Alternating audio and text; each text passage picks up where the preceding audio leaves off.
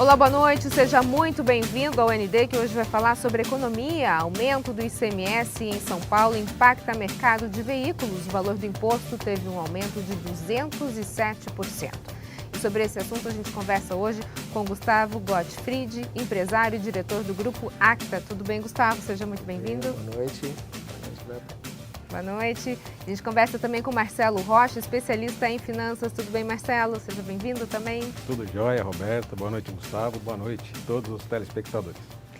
Bom, a gente teve uma notícia impactante nos últimos dias, né? Os empresários do setor automobilístico foram surpreendidos com aumento no ICMS, que de 1,8% passou para 5,53%, e a gente teve um aumento de 207%. Nessa matemática confusa toda, queria jogar a bola para vocês, explicar um pouquinho, Marcelo, começa com a gente explicar o que isso significa. Olha, na verdade o governo do estado de São Paulo, ele fez um pacote de maldades com esse ajuste fiscal do ICMS, né? Ele não promulgou uma lei, ele fez uma alteração que tira benefícios, tira isenções, né? Diminui benefícios e isenções também, revoga alguns benefícios e o comércio de veículos foi atingido aí frontalmente por isso, né? No caso de um veículo usado, né? Apenas para as pessoas entenderem, né? O governo do estado ele tem uma alíquota de tributação, que é 18%. Só que os veículos usados, eles têm uma redução de base de cálculo, né, de 90%. Com isso, a alíquota final fica de 1,8%. Né? O que o governo fez? Ele aumentou em 207% essa alíquota, reduzindo a redução. Né? Então, a redução que era de 90% passou a ser 69%, alguma coisa assim, né? 60%, alguma coisa. Então, obviamente, ele tirou a redução, aumentou a alíquota e, obviamente, esse ramo de comércio, né, de veículos, ele foi frontalmente atingido porque ele tem uma margem muito pequena de trabalho, né, e, obviamente, vai ter que pagar mais imposto por isso.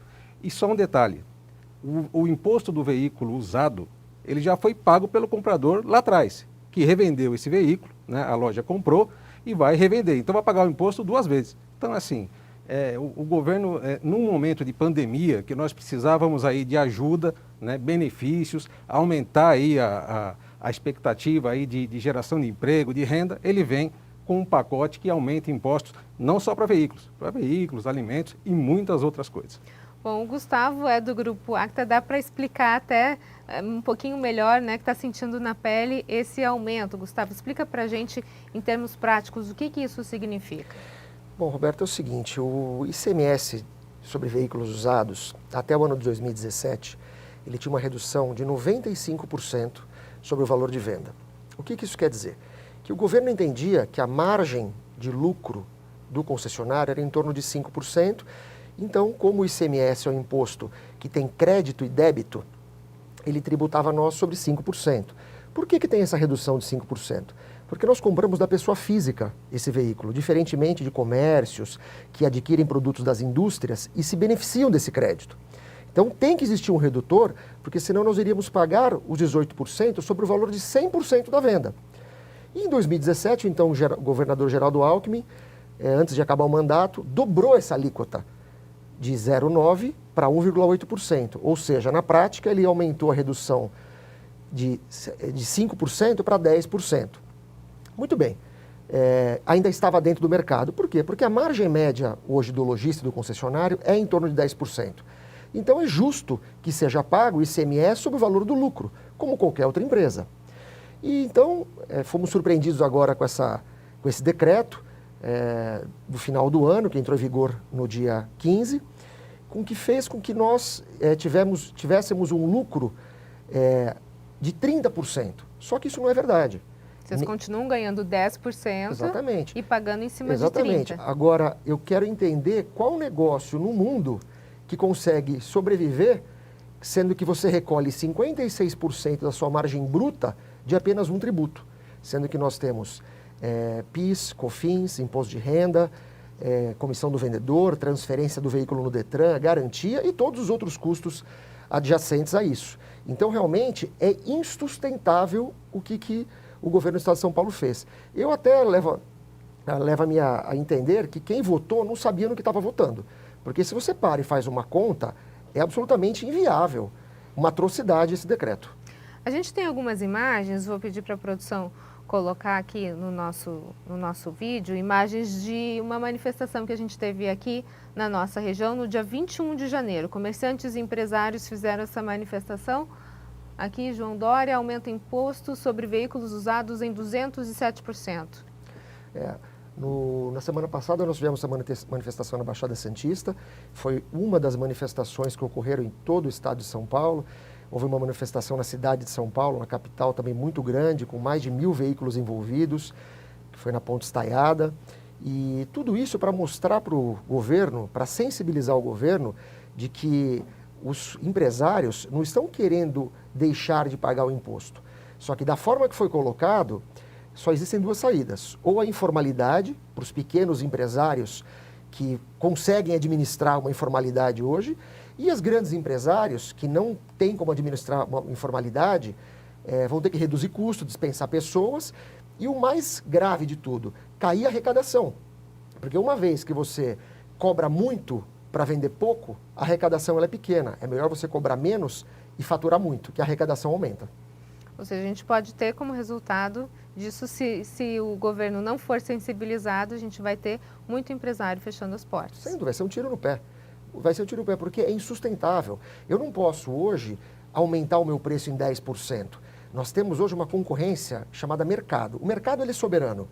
E o problema mais grave de todos é que o veículo usado ele não é vendido só por loja e por concessionária. Aí seria fácil balizar o preço do mercado. Acontece que as pessoas físicas e as locadoras também estão inseridas nesse mercado. E elas concorrem com as concessionárias diretamente. Então, eu não posso cobrar 10% a mais do que o meu concorrente. Essa é a grande verdade. Só que eu tenho que comprar o carro por 10% a menos. O que vai acontecer? Nós vamos ficar sem matéria, sem matéria-prima, sem o veículo. Sim. Porque eu não consigo comprar o carro mais barato do que meu concorrente, porque meu concorrente não paga imposto. Então, isso vai dar um nó que vai ser difícil de desatar.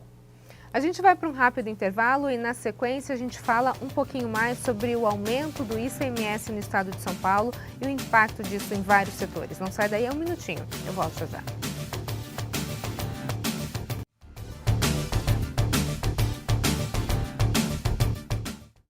ND está de volta hoje falando sobre o aumento do ICMS em São Paulo, impactando o mercado de veículos. E sobre isso eu converso com Gustavo Gottfried, empresário e diretor do Grupo Acta, e com Marcelo Rocha, especialista em finanças.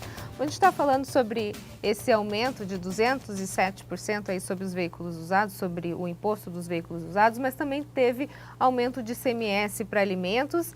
E o governo até agora, pelo menos, não recuou, né? Mesmo com protestos. Olha, recuou muito pouco, né? O que acontece? As alíquotas, elas foram majoradas, né, por 2 anos. Então, a alíquota de 7%, ela foi majorada para 9,4%. É um complemento de alíquota, né? E a de 12% para 13,33%. O que é mais estranho em tudo isso, né? Nós estamos num momento de pandemia, num momento que nós precisamos aí ajudar os empresários, né, a gerar emprego, a gerar renda, a fazer a economia girar. E num momento de vacinação, né? E dentre os produtos que terão aí a majoração de alíquota, até assim, eu achei muito estranho isso, né? Por exemplo, tem insumos hospitalares, tem agulha, tem seringa, né? Passaram de 12 para 13,33. Exemplos simples que estão vindo aqui, né? A farinha aumentou, o diesel vai aumentar, né? Então tudo isso vai impactar em toda a economia, né? Num momento que nós precisamos de ajuda, né? Precisamos que o governo ele reveja os seus custos. Todo mundo entende que teve um impacto da pandemia, que causou um déficit no caixa público, tudo mais. Tudo bem, só que para você salvar esse caixa, você tem duas alternativas. A gestão, que eu entendo que é a gestão mais burra, né, que é aumentar impostos, aumentar o preço do seu produto, ou rever os seus custos. Rever os seus custos para maximizar o seu serviço, né? Então, é fazer mais com menos. Só que nesse momento, né, é uma política do Meirelles que já vem de longa data, né? Ele costuma aumentar impostos em várias cadeias para suprir a necessidade deficitária, né, de cofre público. No caso era o governo federal, agora ele está no estadual, ele atua dessa forma. Agora, é de estranhar um gestor, né, que o nosso governador se diz um gestor, fazer uma gestão de aumento de impostos, onde você tem que realmente analisar o contexto, né, beneficiar as pessoas, beneficiar as empresas para gerar emprego e gerar renda, num momento que nós estamos bem fragilizados. Agora, isso que o Marcelo colocou, Gustavo, é muito importante, né? A gente entende que tem que se equalizar a conta. E aí a pergunta que eu te faço é a seguinte: vocês são contra o aumento dos impostos ou contra essa proporção, entre aspas, descabida que foi colocada agora? Bom, eu acho que dos dois um pouco. Primeira coisa, tem que existir uma isonomia nos impostos sobre a venda da mesma mercadoria. Como eu disse anteriormente, hoje nós temos alguns concorrentes, as locadoras, as pessoas físicas, e a gente não pode assumir uma carga tributária absurda de 5,5% e os nossos concorrentes não pagarem nada. Como é feito hoje na transmissão de bens imóveis, o famoso ITBI, é recolhida uma taxa entre as transações de pessoas físicas e jurídicas. Isso deveria ter sido implantado no mercado de automóveis também. Quando existe uma transação entre pessoa física e jurídica, que seja recolhida 1 ou 2% ou 0,5%, o valor que seja, entre essa venda. É fácil de controlar isso, porque tem o órgão regulador que é o Detran. Só para vocês terem uma ideia, no ano passado foram comercializados quase 5 milhões de veículos seminovos no país. Quase 5 milhões. Mais da metade disso foi transacionado entre pessoas físicas, que não recolheram imposto algum. Se você implantar um imposto único, seja para a pessoa física, para as locadoras que vendem hoje quase 1 milhão de carros no mercado nacional como ativo imobilizado e não tem recolhimento de ICMS, que é uma legislação também que ela não vai de encontro com a necessidade atual de arrecadação, a arrecadação seria muito maior do que sobretaxar os empresários do setor que empregam, que vendem um carro com garantia, que fazem a economia gerar em 5,5%. É um absurdo. O imposto ele tem que ter a mesma alíquota para todos que vendem o mesmo produto. Você não pode cobrar de uma pessoa 5,5% de uma outra pessoa 0%, sendo que eles estão vendendo um automóvel seminovo, que, como o próprio Marcelo falou, já foi tributado quando era 0 quilômetro. Então você imagina, pega um carro 2010, por exemplo, um carro que está há 11 anos no mercado. O brasileiro fica em média 2 anos, 2 anos e meio com o carro. Esse carro já foi comercializado 5 vezes na sua vida útil. Ele recolheu o imposto 5 vezes, fora o imposto zero, de quando o carro era 0. Então, tem que existir uma alíquota menor para que todos paguem essa alíquota e não tenha informalidade. Essa seria a grande saída nesse momento. A legislação ela é um amaranhado de entranhas legais que levam o empresário à condição de fragilidade perante até o próprio fisco, né? Porque você fica sujeito a não cumprir todas as obrigações por conta de tantas mudanças e tantas interferências que existem das legislações federal, estadual e municipal. Então precisaria realmente ter um alinhamento. O Gustavo falou muito bem, eu acho que está no momento de uma reforma tributária, alguma coisa, e de que se atue na forma de equalizar esse problema, né? Que fazendo uma boa gestão tributária, a tendência é de uma boa gestão nas empresas e também de geração de emprego e renda, que é o que nós precisamos. Acho que a gente pode até dizer que está faltando um pouco de bom senso nessa história, né? Verdade. A gente vai para um rápido intervalo, então, e na sequência a gente continua a falar sobre o aumento do INSS. Não sai daí um minutinho. Volta.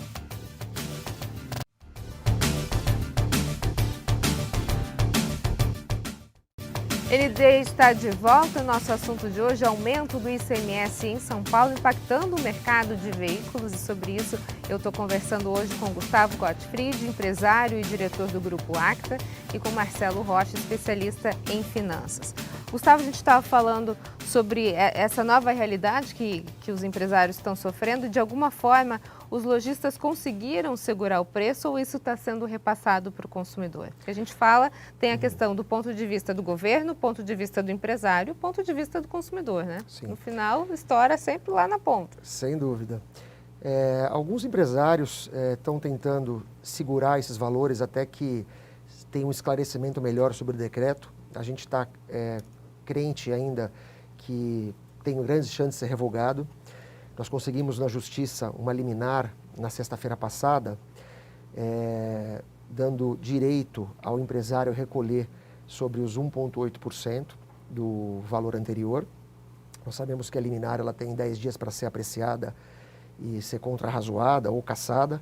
Então, eu digo pela nossa empresa, nós estamos tentando ainda administrar esse aumento para que de alguma forma ainda não passe para o bolso do consumidor. Nós não temos condição de absorver, então algumas vendas elas estão, por incrível que pareça, dando prejuízo por conta que a gente não tem como absorver essa carga tributária, mas como a gente ainda acredita, nós não queremos aumentar o preço para depois abaixar.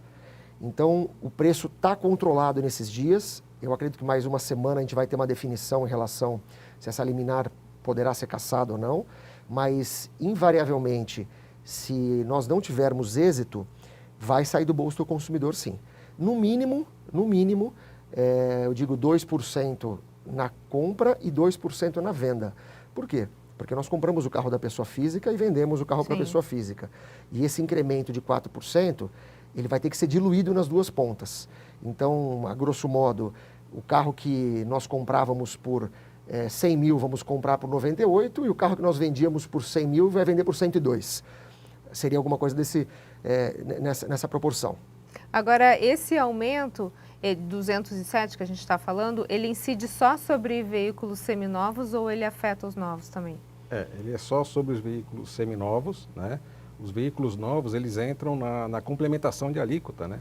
Que passa de 12% para 13,33% nesse momento, né? E se não mudar nada também, né, Roberto? Até estava ouvindo aqui o Gustavo, ele está segurando, né, para não repassar isso para o seu cliente, mas se vai chegar um momento que ele vai ter que optar, ou passar para o cliente, ou tomar alguma medida na própria empresa de contenção de gastos, para poder segurar a operação e, obviamente, não segurar um prejuízo aí por um longo tempo. Gustavo, você acredita que o governo possa retroceder? Isso. Eu sei que é essa a esperança, né? Essa é a nossa esperança. Eu acredito que a hora que nós estamos tentando marcar uma audiência com o Meirelles, ou até com o governador ou com o vice-governador, para mostrar para eles como é que é formulado o custo da nossa mercadoria. Como eu disse anteriormente, eu tenho convicção que nenhum técnico da Receita sabe como funciona os entremeios do nosso negócio, porque senão não teria feito isso. Então, a hora que nós planilharmos e mostrarmos isso para o governo, sem dúvida ele vai ficar sensibilizado, porque nenhum governo quer que as empresas fechem. Da forma que eles fizeram, vai ser muito remota a possibilidade de alguém manter a porta aberta. Então, a esperança é que a gente consiga esse horário nos próximos dias para mostrar e, a curto prazo, tenha uma revogação desse decreto. Então, vamos aguardar. Gustavo, Marcelo, muito obrigado pela participação de vocês. Eu que agradeço. Sucesso aí nessa transação comercial, se é assim que a gente pode dizer, né? Muito obrigado. Obrigado pelo convite. Obrigado, Marcelo. Obrigado. Obrigada. O ND fica por aqui. Uma ótima noite para você. Fique agora com o Jornal da Band. A gente se vê. Até mais.